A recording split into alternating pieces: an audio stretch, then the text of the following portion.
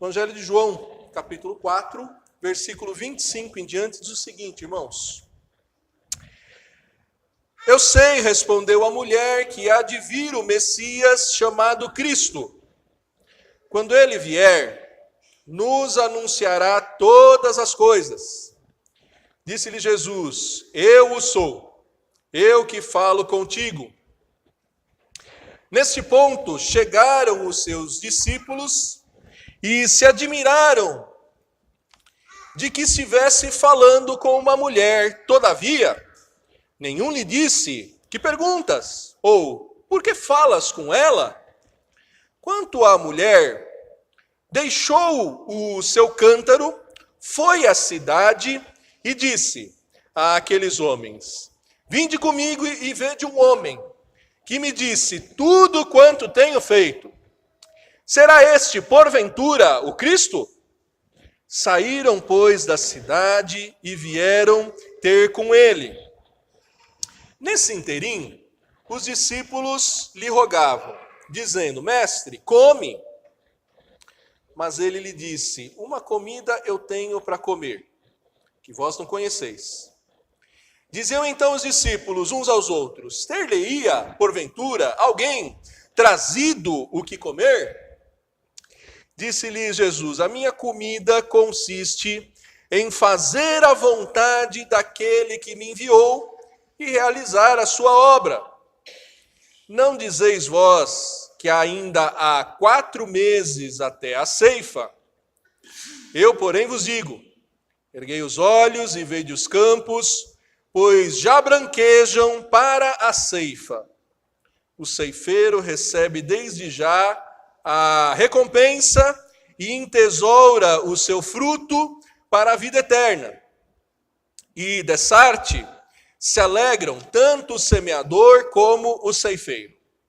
Pois no caso, é verdadeiro ditado, um é o semeador e outro é o ceifeiro. Eu vos enviei para ceifar o que não semeastes. Outros trabalharam e vós entrastes no seu trabalho.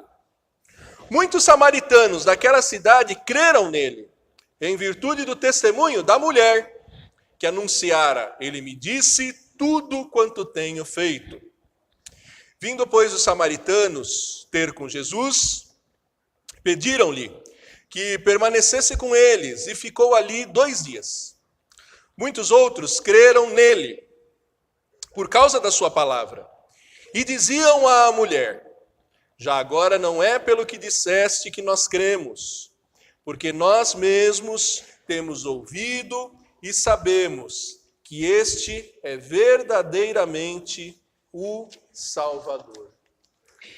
Nós vamos orar, meus irmãos, e pedir para Deus falar conosco, falar com as crianças, que todos realmente saibam sobre a obra do Senhor e do Salvador.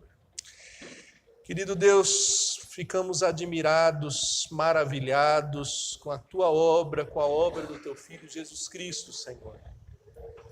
Coisas grandes demais para que possamos dominar, Senhor, e expor com clareza, com detalhes. Ó Pai, por isso nessa hora clamamos, suplicamos, ó Deus, tem misericórdia de nós, ilumina o nosso entendimento, Senhor. Usa a minha vida, usa a vida das tuas filhas, Senhor, para explicar para nossos irmãos, ó Deus, os frutos da obra maravilhosa do Cristo, do Salvador do mundo, ó Pai. E assim, Senhor, ensinados por Ti, ó Deus, unção do Teu Espírito que ensina todas as coisas, ó Pai.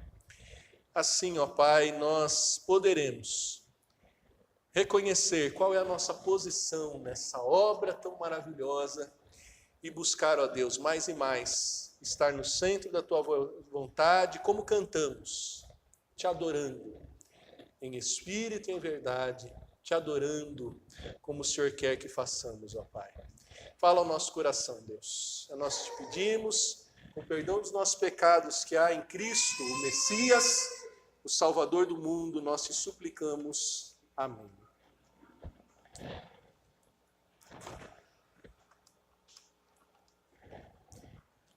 As crianças professoras podem se separar de nós enquanto aprendemos nesse trecho. Queridos, é maravilhoso considerar algumas obras que multiplicam os seus frutos de uma forma assim realmente difícil de explicar. Eu tive o privilégio de por 21 anos trabalhar ligado à indústria automobilística. E queridos, quem já foi dentro de uma montadora fica maravilhado. Como é que aqueles milhares de tipos de peças entram por umas portarias e lá no meio essas várias fábricas, uma montando uma parte do motor, outra montando as portas, depois em um determinado momento todo esse conjunto se encontra e saem 500, 600, 700, 1000 carros por dia de cores diferentes. Fiquei maravilhado quando eu vi que as portas eram montadas num lugar completamente diferente do resto do carro, cada uma de uma cor, e aí chegava lá na linha de montagem e não dava desencontro, não dava carro vermelho com porta branca. Isso para falar de uma coisa mecânica, de uma coisa que a ferrugem corrói. E quando a gente para pensar, o que é a multiplicação da vida? Quando você para pensar que você é a multiplicação de duas células que no momento da história se juntaram. E começou toda essa multiplicação que está aí você. E você só está vivo porque continua tendo essa obra maravilhosa dentro de você, em você, essa multiplicação maravilhosa. E a igreja, então, queridos? Como é que pode, em 2000 anos, essa multiplicação contra tudo e contra todos? Porque desde o primeiro século a igreja era perseguida, ela não era apoiada. A igreja era formada por donas de casa, por pescadores, pelas pessoas mais improváveis. E daqueles 12, 120, 3.000, 5.000, chegou na capital do Império Romano e está no mundo inteiro. Somos 1/3 da humanidade. Como é que pode uma multiplicação tão maravilhosa quanto essa?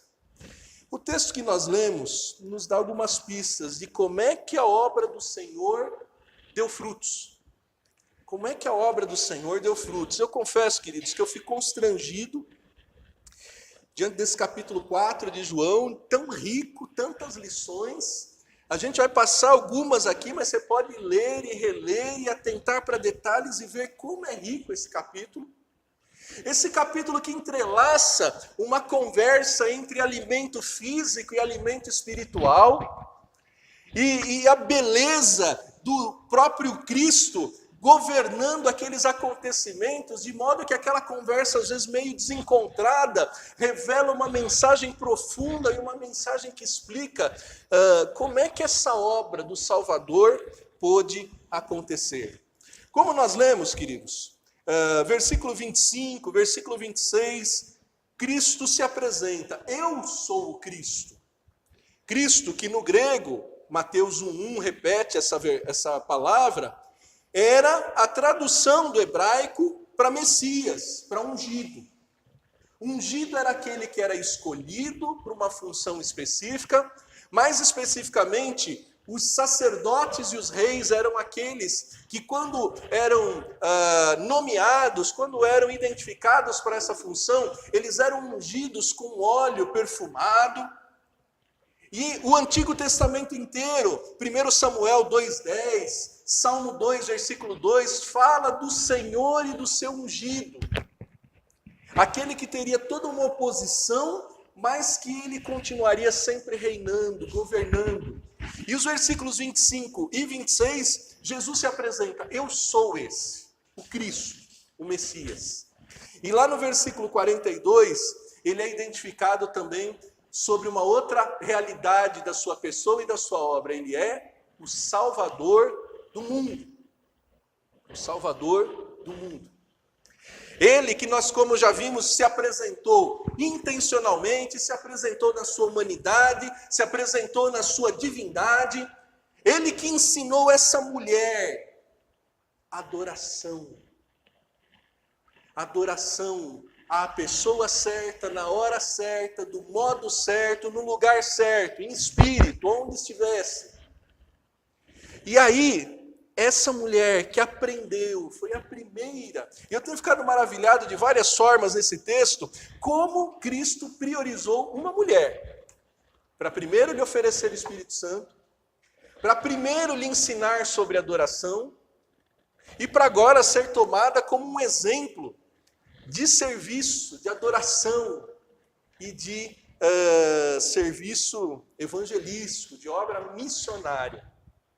Então, os frutos da obra do Salvador nesse texto me empolgam de um jeito, e o primeiro efeito dessa obra do Salvador é justamente isso, a admiração. Os versículos 27 diz que depois de Jesus ensinar tudo aquilo para a mulher, os discípulos voltam. Versículo 8 diz que eles tinham ido buscar alimento, lembra? Os discípulos voltam e ficam admirados. Irmãos, a obra do Senhor Jesus, a obra do Salvador, ela causa admiração. Se você não fica admirado com quem é Jesus, com o que ele faz, você precisa rever todo o seu conceito sobre quem ele é, sobre o que ele faz. Porque antes de mais nada, você tem que ficar maravilhado. E foi predestinado, foi decretado que realmente ele causaria admiração. Veja comigo, Isaías 52, 13 a 15. Isaías 52, 13 a 15. Isaías 52 é um dos capítulos que fala do servo, que também era ungido. Em Isaías, o servo e o ungido são a mesma pessoa. Isaías 52, versículo 13, diz o seguinte: eis que o meu servo procederá com prudência, será exaltado e elevado, e será muito sublime. Como pasmaram à vista dele, pois o seu aspecto estava muito desfigurado, mais do que o de outro qualquer. A sua aparência mais do que a dos outros filhos dos homens. Assim, causará admiração às nações, e os reis fecharão a sua boca por causa dele, porque aquilo que não lhes foi anunciado verão, e aquilo que não ouviram entenderão. 1000 anos antes de Cristo se encarnar, Isaías, o evangelho do Antigo Testamento já diria, quando ele vier, ele vai causar admiração nos homens. Ele vai causar admiração. Pra você ter uma ideia, o livro de Atos e os 4 evangelhos falam de 22 vezes que Jesus causou admiração nos homens. Jesus causou admiração nos homens quando ele estava no colo de Maria. E uma mulher no templo já profetizava como ele seria o Salvador. Jesus causou admiração quando ele tinha 12 anos de idade, ele estava entre os doutores da lei, e ele já ensinava com autoridade, ele causou admiração. Jesus causou admiração quando ele calou a tempestade. Jesus causou admiração quando ele expulsou demônios. Jesus causou admiração quando, interrogado pelas autoridades, ele dava respostas aos imperadores que eles ficavam sem palavras. Jesus causou admiração quando, ressurreto, ele aparece entre os discípulos e fala: o que vocês têm aí para comer? Mostrando que o Cristo ressurreto é totalmente Deus e totalmente homem, estava com fome. Ele causou admiração. Assim como naquele contexto, para os judeus, com seus preconceitos, eles ficaram admirados. Como é que ele fala com uma mulher, e uma mulher samaritana? E como cantamos agora, a letra lá de Romanos, capítulo 11. Veja comigo. Por quê? Dele, por ele, para ele, são todas as coisas. Romanos 11, 33 em diante diz: ó profundidade da riqueza, tanto da sabedoria, como do conhecimento de Deus. Quão insondáveis são seus juízos, E quão inescrutáveis os seus caminhos! Quem, pois, conheceu a mente do Senhor? Ou quem foi o seu conselheiro? Ou quem primeiro deu a ele que lhe venha a ser restituído? Porque dele, por meio dele e para ele são todas as coisas. A ele, pois, a glória eterna. Amém. O primeiro efeito da obra de Jesus na minha vida, na tua vida, tem que ser admiração. Admiração que nos leva a essa resposta de adoração, de louvor, de amor. Se você não está mais empolgado com Jesus, você precisa começar tudo de novo. Se Jesus não te causa admiração, se você já está cansado de Jesus, talvez é porque você não o conheça ainda. Porque Jesus é aquele que causa admiração de todos, sob todas as perspectivas, qualquer que seja a narrativa do seu ministério, qualquer que seja a perspectiva, qualquer que seja o milagre, antes de mais nada, Jesus deve deixar você admirado, maravilhado. A obra do Salvador era causar admiração. Você pode até não gostar dele, como muitos estudiosos não se rendem a ele como seu Senhor. Mas eles falam, Jesus foi um homem completamente distinto. Eles falam, não houve outro mestre igual, não houve outro profeta igual, não houve outro psicólogo. Alguns chegam a chamar Jesus de psicólogo. Porque realmente, ele é perfeito, ele é Deus, ele é admirável. A ele toda honra, toda glória e todo louvor. Às vezes você pode ficar como os discípulos, com vontade de fazer algumas perguntas. Porque você não entende o modo dele agir. Mas você tem que ficar maravilhado e saber que é sempre o melhor modo, é sempre a melhor maneira. Então, o primeiro fruto da obra do Salvador é admiração. O segundo fruto da obra do Salvador é animar a proclamação. Jesus não quer só assistentes. Assistentes no sentido de gente que fica assistindo o que ele faz e não participa da obra dele. Essa admiração de conhecê-lo deve animar a proclamação do que ele fez na tua vida e de quem ele é. Enquanto os discípulos ficavam admirados, querendo fazer perguntas, aquela mulher que lhe foi oferecido rios de água viva, aquela mulher que lhe foi ensinado a verdadeira adoração, ela saiu para fazer o quê? Adorar. Ela tinha acabado de ganhar a aula daquele que era o especialista em adoração. Daquele que sabia como queria ser adorado e como nos criou para ser adorado. E ela saiu para adorar. E muitas vezes as pessoas dizem, ficam disputando, né, nos vários ministérios da igreja. Não, a obra principal da igreja é evangelização. Aí os outros vão falar, não, o principal trabalho da igreja é o louvor. Não, o principal trabalho da igreja é a pregação. A principal missão da igreja é adorar. Adorar por meio da pregação, adorar por meio da música, adorar por meio da evangelização, adorar por meio do serviço da ação social, adorar com os dons que Deus lhe der. Porque fomos feitos para essa adoração. E essa mulher saiu para adorar, largou os seus cântaros, e era assim que os que reconheciam o Salvador faziam. Veja Marcos capítulo 1, 16 a 20. Marcos capítulo 1, 16 a 20. Marcos capítulo 1, 16 a 20 diz o seguinte: caminhando junto ao mar da Galileia, viu os irmãos Simão e André, que lançavam a rede ao mar, porque eram pescadores. Marcos 1, 17. Disse-lhe Jesus, vinde após mim, e eu vos farei pescadores de homens. Então eles deixaram imediatamente as redes e os seguiram. Pouco mais adiante, viu Tiago, filho de Zebedeu, e João, seu irmão, que estava no barco consertando as redes, e logo os chamou, deixando eles no barco, a seu pai Zebedeu com os empregados, seguiram após Jesus. Os discípulos deixaram as redes, os discípulos deixaram os barcos. Aquela mulher samaritana deixou os seus baldes, os seus cântaros, e foi adorar ao Senhor. Adorar ao Senhor proclamando. Né? Diz o texto, deixou os cântaros, foi à cidade e anunciou. Anunciou dizendo para os homens da cidade, vinde e vede. Vinde e vede, mas não apenas vinde e vede, ouvi o que ele me disse. Ele me disse tudo o que se passa na minha vida. E aí ela desperta a curiosidade. Será que é o Cristo? Ela tinha acabado de ouvir ele falar, eu sou o Cristo, eu sou o Messias. Então ela saiu para fazer essa proclamação, ela animada com aquilo que era admirável que ela tinha vivido, e ela empolga outros a ir lá e ver e ouvir. Tanto que no versículo 30 diz que eles saíram e ouviram.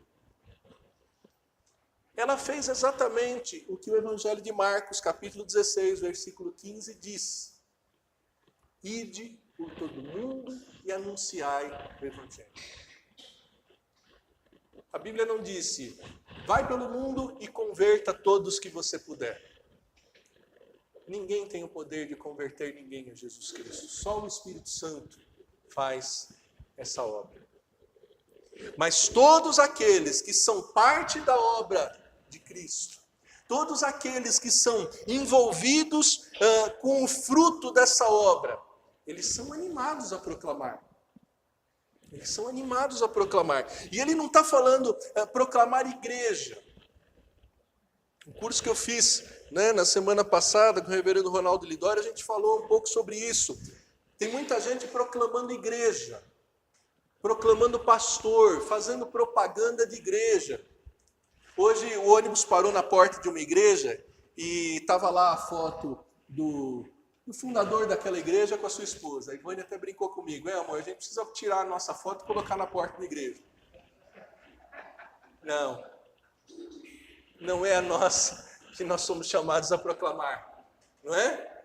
Você e eu, nós não temos que fazer propaganda nossa, nós temos que fazer propaganda dele, do que ele revelou sobre nós, do que ele sabe sobre nós, do que ele tem feito na nossa vida, falar de Jesus. Quem ficou admirado com a obra de Jesus não consegue guardar segredo. Tem que falar, tem que contar. E aí você fica animado. Mesmo que tenha que acordar cedo para ir pregar lá para quem está começando a trabalhar. Mesmo que seja para vir aqui no bairro com apenas mais 2 ou 3 irmãos. Ou lá no teu trabalho. Paulo diz, prega o evangelho a tempo e a fora de tempo. Anuncia isso. Se você está admirado com Cristo, se você ficou maravilhado com quem Ele é, não guarde segredo, querido. Faça como aquela mulher que se tornou referência, exemplo de proclamação.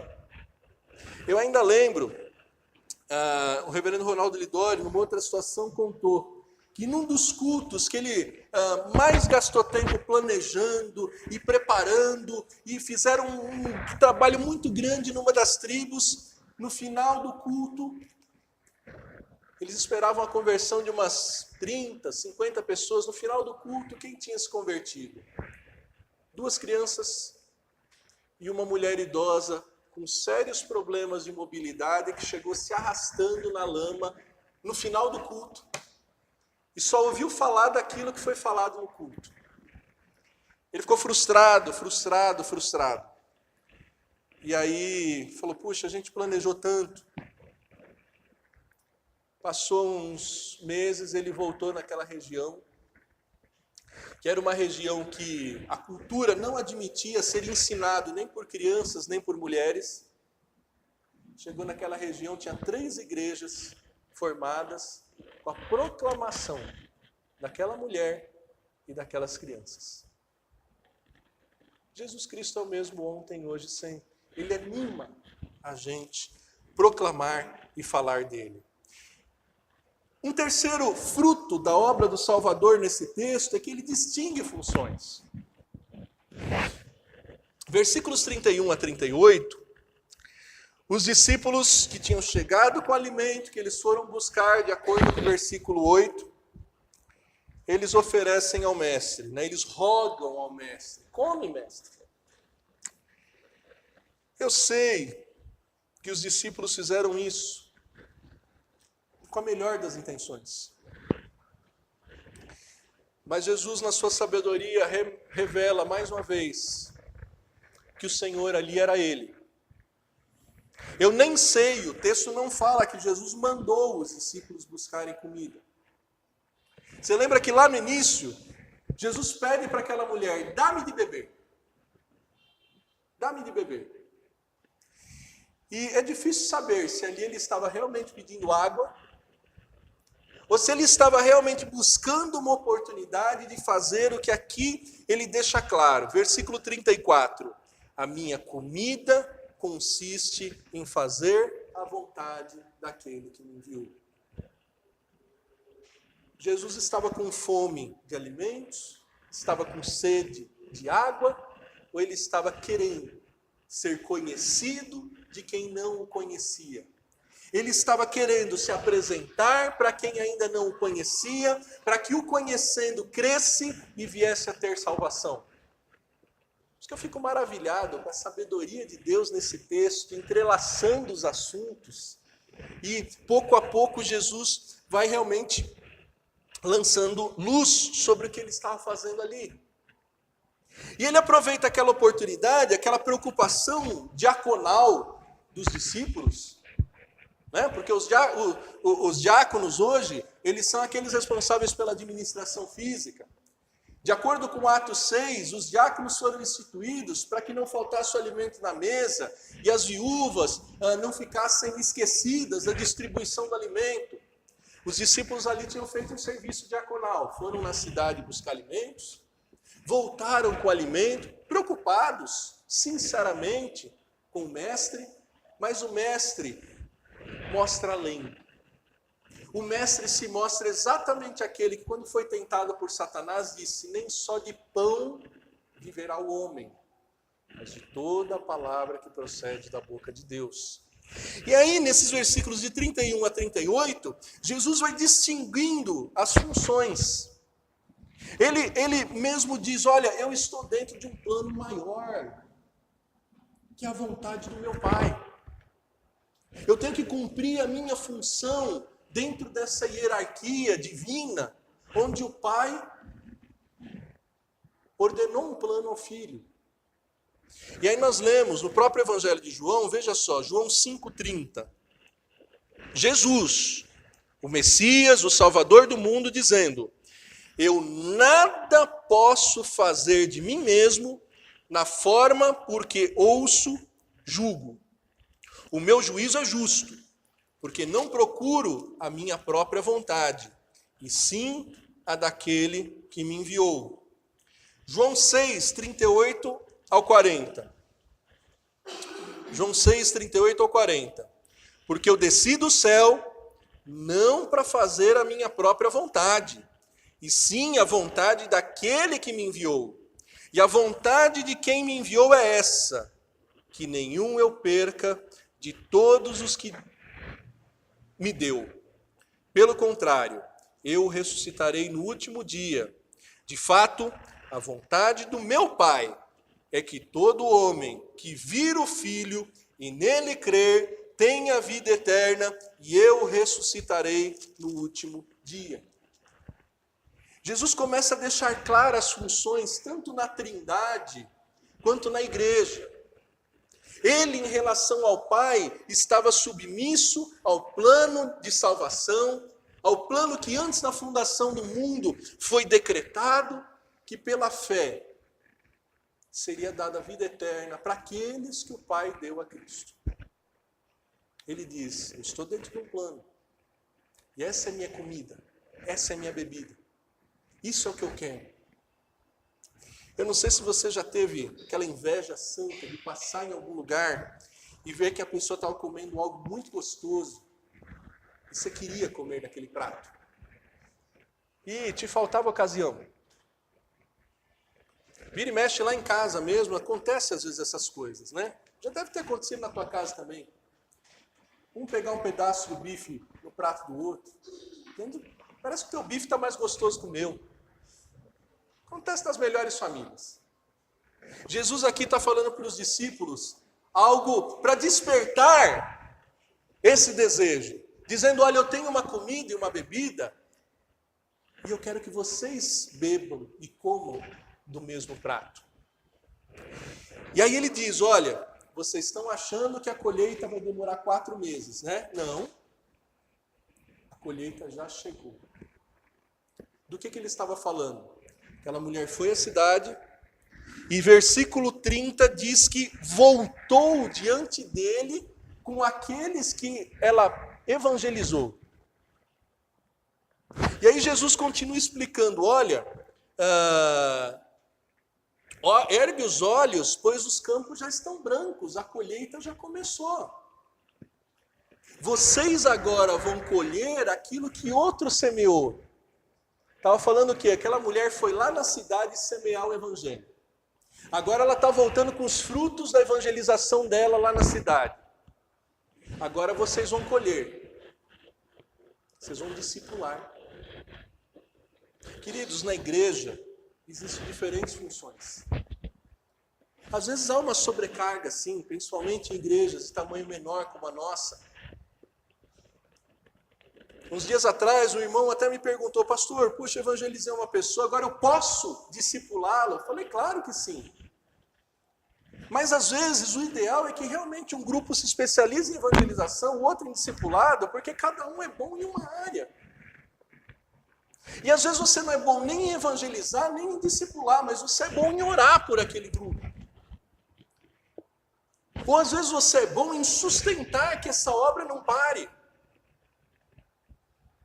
E assim Jesus vai mostrando que essa obra é feita de várias formas. Ele está usando exatamente a mesma linguagem que ele usou em Mateus 13, quando ele diz a parábola do semeador. Que ele diz que a palavra de Deus é uma semente que é lançada em campos diferentes, que em alguns campos aquela semente não frutifica, mas quando ela acha a terra boa, ela multiplica a 10, a 100, a 1000 por 1. É a mesma linguagem, a linguagem de semear a palavra. Aquela mulher tinha ido e tinha semeado, ela encontrou terreno bom, ela estava trazendo não sei quantos evangelizados. E aí Jesus está falando para os discípulos, olha, vocês foram lá na cidade, compraram os alimentos, não trouxeram ninguém com vocês, a mulher está trazendo gente, agora vocês vão trabalhar. Tanto que aqueles que chegaram estavam interessados. Querido, você sabe qual que é a tua função na igreja? Não é a de assistente. Não é a de sentar no banco e ficar assistindo só. Não é. Deus deu dons. E daqui, no último trimestre do ano, é sempre aquele trimestre que o conselho fica angustiado, os presbíteros, o pastor, as diretorias das sociedades internas ficam angustiadas, sabe? Porque começa aquela disputa por não assumir cargos. Ah não, vota nele, não em mim. Né? Eleição na SAF, eleição na mocidade, começa a disputa. Vota no outro, não vota em mim não. Querido, você tem uma função, ou várias funções. Você viu como estava bonito aqui o conjunto cantando a capela, que bênção. Mas se tivesse 1, 2, 3, 4 instrumentos, seria mais bonito ainda. Tem gente sobrecarregada em várias áreas aqui nessa igreja. Talvez você esteja sobrecarregado porque você ainda não distinguiu qual que é a tua função e você fica abraçando tudo. Um é o que planta, o outro é o que rega. Paulo, ele inclui, né, em 1 Coríntios 3, 5 a 9. Um é o que planta, o outro é o que rega, quem dá o crescimento é Deus. Qual que é a tua função? Jesus te chamou para quê? Para semear? A equipe de evangelismo está de braços abertos, te esperando. Não, minha função é discipular. Escola dominical precisa de mais gente para ensinar. Qual que é a tua função? Orar? Terça-feira de manhã, sexta-feira, as reuniões estão muito vazias, está faltando você orando. Qual que é a tua função? Contribuir? O gasofilácio está te esperando. Qual que é a tua função? Para que Deus te chamou? Queridos, esse que vos fala hoje já foi aquele que ficava no banheiro ajuntando o papel usado para colocar no saco e ser destinado. Já fui diácono um dia. Numa igreja muito maior que essa, que nós não tínhamos o luxo que nós temos aqui. De uma irmã que recebe da igreja para cuidar de algumas áreas da limpeza. Nós queríamos que ela fosse uma funcionária, ou ela ou ele tivesse uma função de gastar a semana inteira aqui. Não temos esse recurso, mas já temos algo que outras igrejas não tinham. Mas também não precisa ser só ela. Todo domingo eu chego aqui e tem um copo, tem uma jarra com água. Quem foi o abençoado? Não sei. Mas você percebe que tem? Você vai lá no banheiro e tem sabão. Você deu graças a Deus pela vida? Você não sabe quem foi. Você não lembra. Qual é a tua função no reino? Não é a de assistente.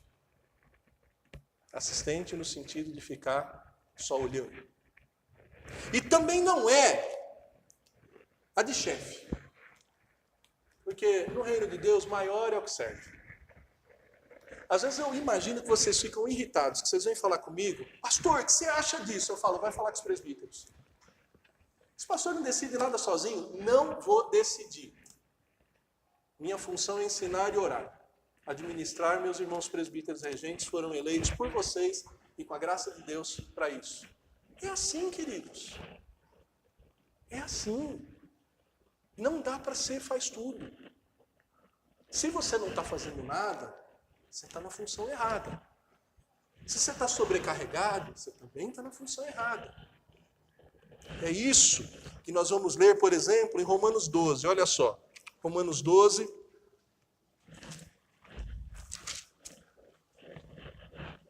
Versículo 3 em diante.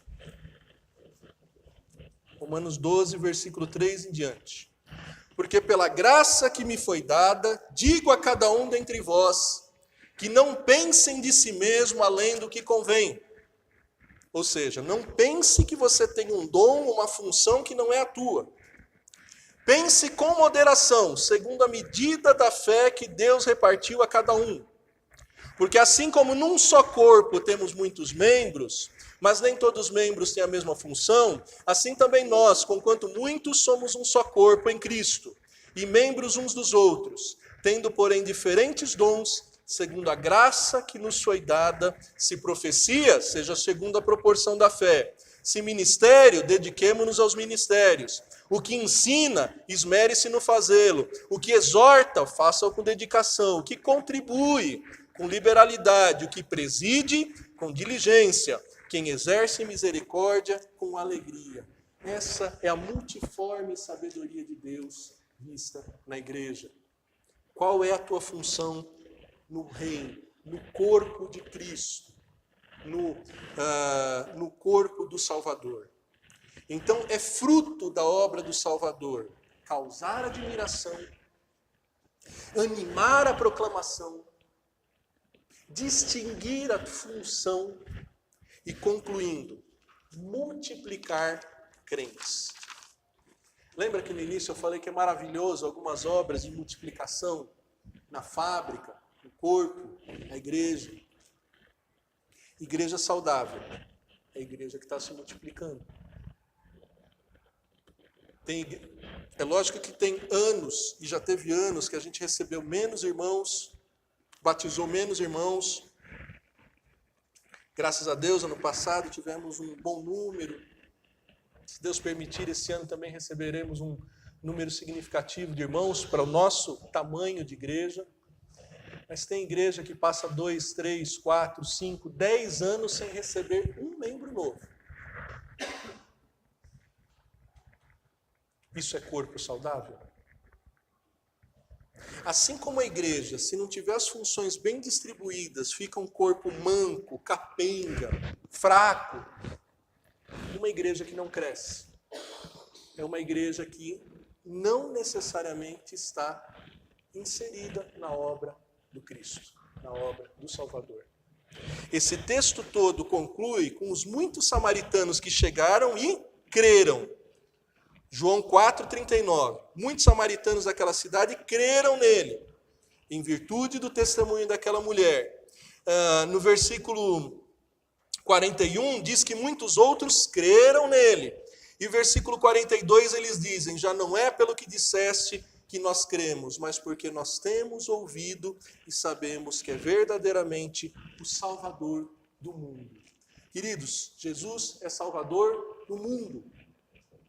Não é só Salvador da tua casa, da tua igreja, da tua família. Ele não é um Salvador de um grupinho, de uma panelinha. Jesus é Salvador do mundo. O mundo todo já está salvo.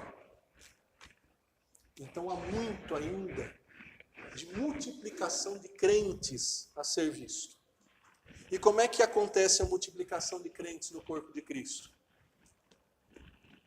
A fé vem pelo ouvir a palavra de Deus.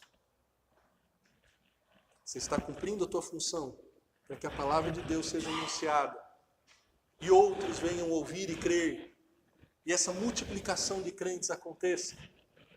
O Evangelho de João tem essa perspectiva. Começou com João Batista, os primeiros discípulos, umas pessoas no casamento, o pessoal da cozinha. Agora essa mulher em Samaria já está multiplicando, de modo que por 2 dias eles tiveram que ficar lá discipulando essa multiplicação de crentes. Igreja saudável se multiplica. A gente tem que se preocupar que a nossa igreja continue a crescer. Não apenas aqui, mas reconhecendo que Ele é Salvador do mundo. Do mundo.